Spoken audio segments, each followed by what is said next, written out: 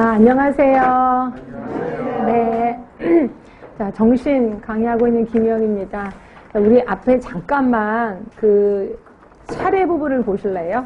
우리 차례 부분을 보시면, 저는 이제 문제풀이를 어떤 식으로 할 거냐면, 처음부터 모의고사로 안 들어가고요. 그 다음에 이제 단원별로 일단 문제를 냈습니다. 그래서 1번에 뭐 정신건강 간호의 이해, 인간의 존중에서 단원별로 문제를 쫙 냈고, 그 다음에 이렇게 해서 전체적으로 한번 복습을 한 다음에, 그 다음에 이제 모의고사 쪽으로 넘어갈 거거든요.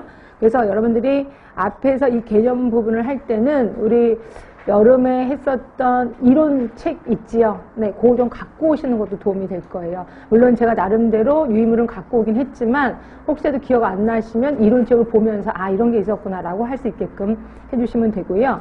그 다음에 맨 처음에 했던 이해나 인간 존중, 치료적 인간관계 의사소통 이런 것들은 문제가 제법 나옵니다. 나오는데 그거에 나름대로 규칙도 있어요. 근데 그 규칙을 다 일일이 가르쳐 드리기에는 너무 양이 많아요. 그래서 제가 문제를 풀다가 이런 건 감으로 잡읍시다 라고 하는 게 있을 거예요. 굉장히 분명히 원리가 있는데 감으로 잡아도 답은 나오더라고요. 그래서 대부분 제가 원리를 안 가르쳐 주고 감으로 잡아보세요 라고 하면 여러분들이 딱 대답을 하면 아, 감이 잡혔구나 하고 그냥 넘어갈 겁니다. 그래서 그렇게 할 거고요. 물론 그 다음에 사고장애, 기본장애, 불안해, 특히 사고장애는 우리가 알고 있는 조현병을 얘기하는 거예요. 여기는 당연히 시험 문제 엄청 많이 나오겠구나 하시면 될 것 같고요. 그 다음으로 많이 나오는 게 이제 기분장애. 그래서 조울증, 뭐 우증, 그러니까 조울증 중에서 대부분 울증이 좀 많이 나올 겁니다. 울증이. 그 다음으로 많이 나오는 게 이제 불안장애. 그래서 요 세 개는 항상 꼭 삼총사예요. 많이 나옵니다. 네, 그렇게 해서 하시고요. 나머지들은 뭐 대부분 끊임없이 나오긴 하는데 그렇게 많이 나오지는 않을 거예요. 뭐 신체형장애라든지 성장애. 특히 성장애 같은 경우는 좀 붐을 타기도 합니다. 어떤 때 좀 많이 나오기도 하고 어떤 때는 조금 나오기도 하고 이런 식으로 나오고요. 그 다음에 치매 같은 경우는 시험 문제 지금 나오겠죠. 요즘은 노인분들이 하도 많아서 치매, 특히 지금 우리나라 치매와의 전쟁, 뭐 치매 국가관리제도를 만들고 있잖아요. 예, 이러다 보니까 치매 쪽에서는 나올 수밖에 없습니다.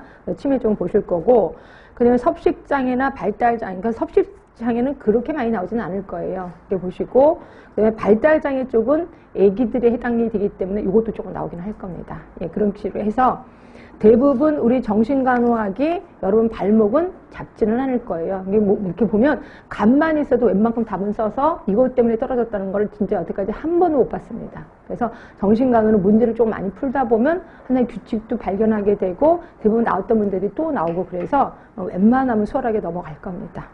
그렇게 해서 잔소리 이 정도만 하면 될 것 같고요. 우리가 문제가 많으니까 문제를 바로 들어가도록 하겠습니다.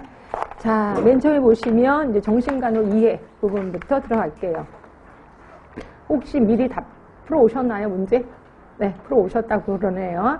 자, 일단 볼게요. 1번에 보시면 가정폭력 예방을 위해서 정신보건센터, 요게 이름을 정신건강복지센터로 바뀐 건 아시죠? 정신건강복지센터로 바뀌었고요. 이러한 정신건강복지센터에서 실시할 수 있는 거 이렇게 보시면 예전에 정신보건법이었다가 정신보건법이 이름을 아예 바꿨습니다. 그렇죠? 그거 정확하게 이름이 되게 길어요. 그래서 저도 아직 못 외웠거든요. 한번 예전에 정신보건법이었던 게 이름을 이렇게 바꿨습니다.